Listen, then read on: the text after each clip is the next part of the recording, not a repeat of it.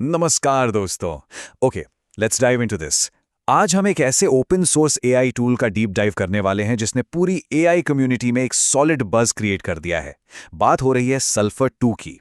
ये एक uncensored video generation model है और इस एक्सप्लेनर में हम इसके कोर आर्किटेक्चर से लेकर प्रॉम्प्ट इन्हांसर सेटअप तक सब कुछ डिटेल में डिकोड करेंगे। आंकड़े कभी झूठ नहीं बोलते। 8,75,370। ये कोई रैंडम नंबर नहीं है, ये पिछले एक महीने में इस मॉडल के टोटल डाउनलोड्स हैं। ये मैसिव नंबर एंकर करता है कि एआई डेवलपर्स और क्रिएटर्स के बीच इसकी पॉपुलैरिटी और क्रेडिबिलिटी किस स्पीड से रॉकेट की तरह ऊपर जा रही है। इतना क्विक अडॉप्शन रेट सच में काफी इंप्रेसिव है और क्लियर करता है कि कम्युनिटी इस टूल पर कितना ट्रस्ट कर रही है। तो आज के इस टेक्निकल डीप डाइव का फ्लो कुछ इस तरह रहेगा। पहले हम सल्फर 2 को ठीक से समझेंगे, उसके बाद इसके टेक्निकल इकोसिस्टम पर फोकस करेंगे, फिर एल्म स्टूडियो में प्रॉम्प्ट एनहांसर सेटअप करने का डायरेक्ट तरीका देखेंगे और आखिर में उन लोगों की बात करेंगे जिन्होंने इस प्रोजेक्ट को प्रैक्टिकली पॉसिबल बनाया। सेक्शन 1, इंट्रोड्यूसिंग सल्फर 2 और इसकी कोर कैपेबिलिटीज। आखिर इस मॉडल में ऐसा क्या नया है जो हर डेवलपर इसकी तरफ इतनी तेजी से अट्रैक्ट हो रहा है? सिंपली पुट, सल्फर 2 एक अनसेंसर्ड वीडियो जनरेशन मॉडल है जो कंप्लीटली LSTX 2.3 बेस पर बना है। इसका सबसे बड़ा फ्लेक्स ये है कि ये टेक्स्ट टू वीडियो यानी T2V और इमेज टू वीडियो यानी I2V इन दोनों फॉर्मेट्स को नेटिवली सपोर्ट करता है। और अनसेंसर्ड होने का यहाँ मतलब ये है कि क्रिएटर्स अपनी इमेजिनेशन को स्क्रीन पर लाने के लिए अब किसी भी आर्टिफिशियल फिल्टर या स्ट्रिक्ट कंटेंट बाउंड्रीज के मोहताज नहीं हैं। एकदम रॉ और अनरिस्ट्रिक्टेड फ्रीडम।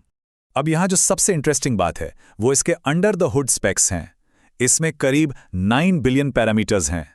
आर्किटेक्चर की बात करें तो ये क्विन 35 पर बेस्ड है और GGUF फॉर्मेट में आता है। साइज के पर्सपेक्टिव से इसके Q8_0 8-बिट वर्जन का ओवरऑल साइज रफली 9.53 GB है। GGUF फॉर्मेट होने का सबसे बड़ा बेनिफिट यही है कि यह हार्डवेयर को सुपर एफिशिएंटली यूज करता है, जो कि लोकल सिस्टम्स पर AI मॉडल्स रन करने के लिए एब्सोल्युटली क्रूशियल होता है। अगर हम स्टार्टिंग कॉन्फ़िगरेशन की बात करें तो हाईली रिकमेंडेड ये है कि आप डेव वर्जन्स को ही यूज करें, जैसे FP8 मिक्स्ड या फिर BF16। इन्हें डाउनलोड करना बेस्ट स्टेबल अप्रोच है।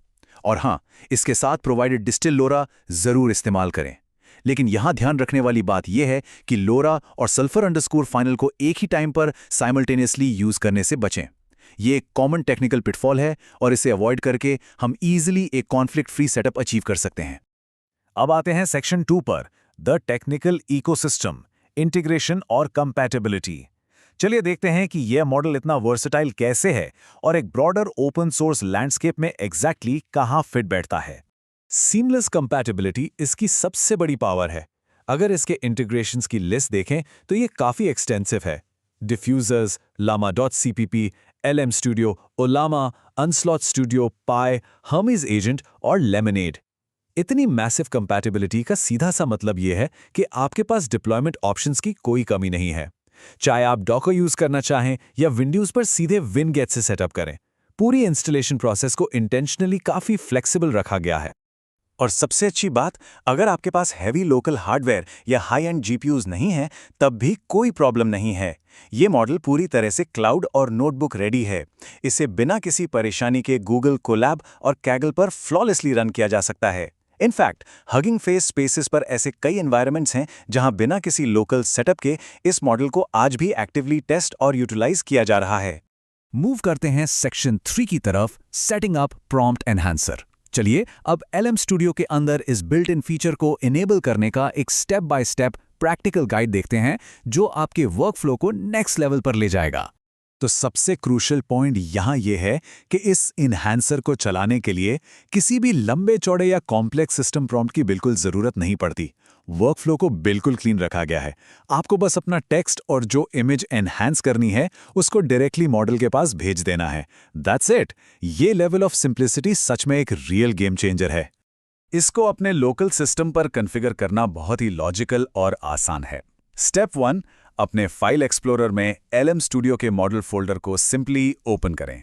स्टेप 2, वहां एक नया फोल्डर क्रिएट करें जिसका नाम हो सल्फर और उसके ठीक अंदर एक सब फोल्डर बनाएं प्रॉम्प्ट इन्हांसर के नाम से।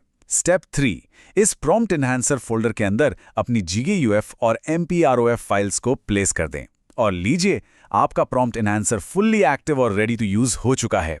चलिए अब आगे बढ़ते हैं और देखते हैं कि ये पूरा प्रोजेक्ट बिल्ड कैसे हुआ। सेक्शन 4, कम्युनिटी और कंट्रीब्यूटर्स। ओपन सोर्स की असली ड्राइविंग फोर्स यही लोग होते हैं जो इस पूरे इकोसिस्टम को जिंदा रखते हैं। इस मॉडल की स्टेबिलिटी उन डेडिकेटेड टेक्निकल विजर्ड्स के बिना नामुमकिन थी, जिन्होंने पर्दे के पीछे लगातार काम किया। जैसे 10 स्ट्रिप का रोल टेस्टिंग और मॉडल मर्जिंग में काफी आउटस्टैंडिंग रहा है। इनका I2V मर्ज तो कम्युनिटी में ओपनली हाईली रिकमेंडेड है।